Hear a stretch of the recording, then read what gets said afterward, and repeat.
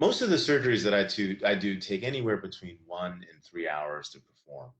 It may seem like a lot longer to the family waiting for their child to finish, just because there's lots of things that we have to do when we're back there to get the child cleaned up, get them on the table, get them off the table when we're done, get their dressings on, so on and so forth.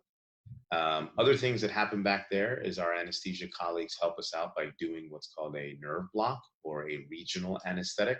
This is where they give an injection or a shot into a certain part of the arm or a certain part of the leg to help numb up the extremity, to help us do our procedure a little bit easier, but also to keep your child comfortable when they go home. They usually get to the recovery room and feel pretty numb.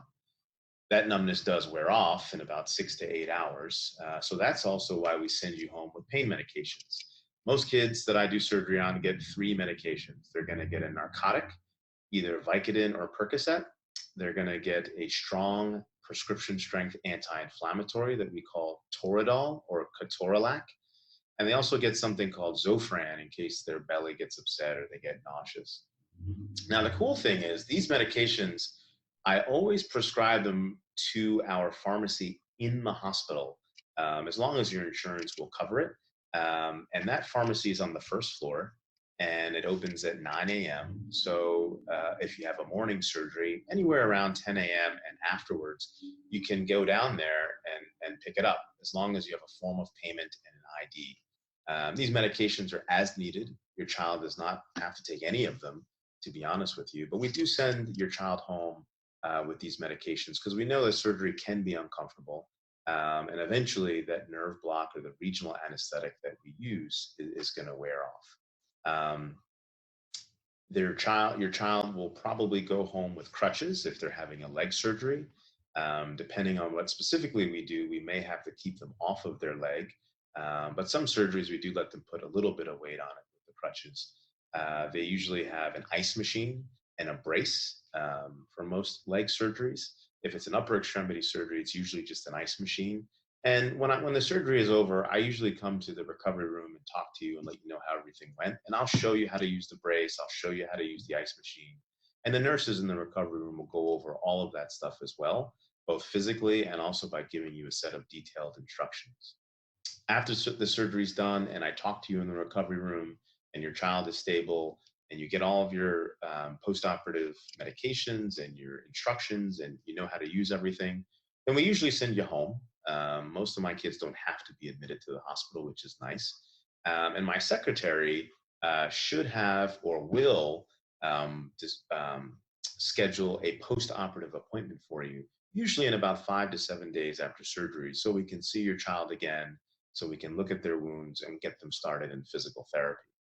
And depending on the kind of surgery you had and the complexity of the surgery, what we also offer now are virtual visits or telemedicine visits, where you actually don't have to come back to the office to be seen. You can do it from home, similar to like doing FaceTime with somebody or doing a Skype video with somebody. That way we can see your wounds, we can talk to you, we can have you bend your knee or bend your elbow or move your shoulder, depending on where your surgery was. And that may save you some time and energy in coming to the office. And we can fax you or email you all the necessary prescriptions that we use as well. This is very helpful for folks that live either downstate or very far away, but also for people who've had very simple minor procedures where we don't necessarily have to see them back. For those of you that have injured your ACL or your anterior cruciate ligament, what we do to fix that is called an anterior cruciate ligament reconstruction. So the first thing that happens after you go off to sleep is we do what's called a knee arthroscopy. And this is where we put a camera inside of your knee. And we look around at all the structures in there. We look at your torn ACL, we look at your meniscus pads, we look at your cartilage surfaces, and we fix up any structures that are in there that are damaged or need to be repaired. So we will do a meniscus resection and cut out some of the torn meniscus tissue if there's a meniscus tear. We can do a meniscus repair with sutures while we're in there. If there's any cartilage areas that have been scuffed up or damaged, we can smooth those out as well.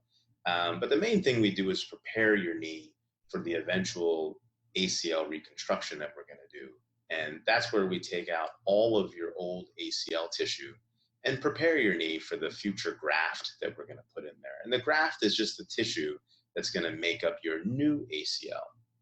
We either take that graft tissue from somewhere in your own knee, whether it be your patellar tendon or your hamstring tendons, or sometimes we take tissue from someone else or someone who's passed away. That's called allograft tissue when we do that. When we take it from your own body, that's called autograft tissue. Um, every now and again, when we take tissue from your own body, sometimes it's too thin or too wispy, or it's not strong enough, or even falls on the floor or something. So we have tissue in the operating room, allograft tissue in the freezer that we can always use to augment your own tissue if we need to. Once the reconstruction's done, we always have to think about the potential risks or issues that are associated with that. So as with any surgery, we do think about infection, bleeding, allergic reaction, but things that are specific to ACL reconstruction surgery we'll go over as well. So stiffness is the big thing. So a lot of times after a procedure like this, people's knees can get stiff. So what we're going to do is send you to physical therapy about 5 to 7 days after surgery and start getting you moving to prevent that stiffness. Nerve and artery damage is something that we also think about. Most of the nerves and arteries in your knee are actually way in the back. We're going to be doing most of our work up front or on the sides.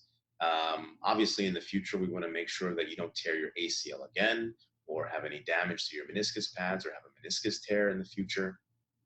Blood clots is something that we think about when we do leg surgery. Young, healthy people, we don't worry about it too much because we're going to get you up and about on the crutches. You're going to be bending your knee with physical therapy, so the juices will be flowing. And I'll also send you home with exercises that you can do, like straight leg raises and ankle pumps to also help keep things moving along. If we do patellar tendon autograft, we do have to cut a sliver of bone out of your patella or your kneecap. If you were to fall or something, you can fracture your kneecap post-operatively. So we do have to be aware of that. And lastly, we think about something called compartment syndrome. This is where a muscular compartment in your leg can have a lot of fluid or pressure build up into it and cause a lot of pain and potentially need to have a subsequent surgery in an urgent fashion to remove some of that pressure. Again, we don't anticipate these complications, but these are things that potentially could happen.